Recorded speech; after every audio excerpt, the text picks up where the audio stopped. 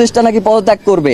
ফাইজলামি করেন মিয়া, বুইরা ভাম কোথার জানো, ফাইজলামি করতে আসেন, মানে সারাক্ষণ খালি ভেটকাইতে আছেন। আপনাকে কি পদত্যাগ মানে হচ্ছে আপনি কোনো কিছু পারতেছেন না, আস্তে কইরা চুপচাপ চলে যাবেন, এই জন্য কি আপনারা ষড়যন্ত্র উপদেষ্টা বানানো হয়েছে? ওই জায়গা দিয়ে আপনি লড়তে পারবেন না। আপনার পুরো এই ঘটনার সাথে কারা কারা জড়িত এইটা নিশ্চিত কইরা আপনি এইখান থেকে যাইবেন, এর আগে আপনি কোনো জায়গায় যাইতে পারবেন না।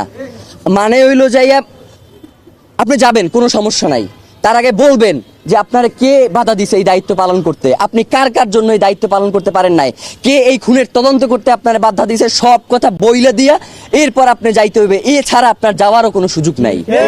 এবং ডক্টর ইউনূসকেও আমরা বলতে চাই যে বাংলাদেশের জনগণ আপনাকে প্রধান উপদেষ্টা বানাইছে এই জনগণের স্বাধীনতা সার্বভৌমত্বকে টিকিয়ে রাখার জন্য।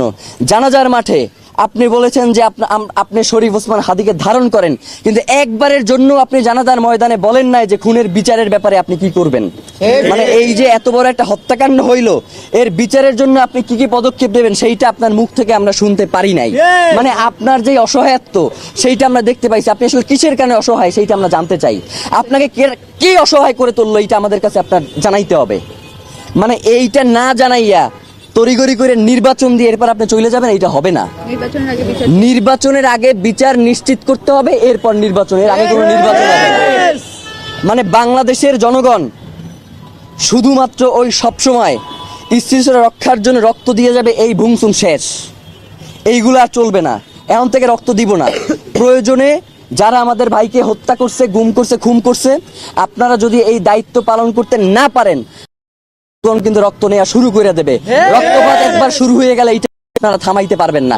সুতরাং আপনাদেরকে হুঁশিয়ারি করে বলতে চাই যে অতি দ্রুত ওসমান হাদির খুনের সাথে যারা জড়িত তাদেরকে দ্রুত গ্রেফতার করেন। আপনারা যদি সুস্পষ্টভাবে আমাদেরকে বলেন যে খুনি ভারতে পলায়ে গেছে, তাইলে কি করতে হবে? তাইলে যেইটা করতে হবে সেটা হচ্ছে বাংলাদেশে একটা বন্দি বিনিময় চুক্তি আছে, আপনারা জানেন না? এই যে উলফা নেতাদেরকে যে বন্দি বিনিময় চুক্তির মাধ্যমে ভারতে পাঠানো হয়েছে, আপনারা দেখেন নাই? উলফা নেতারা খালি বাংলাদেশ থেকে ভারতে পাঠানো যায়, ভারত থেকে দিল্লির ওই কুত্তা শেখ হাসিনারে বাংলাদেশে আনা যায় না।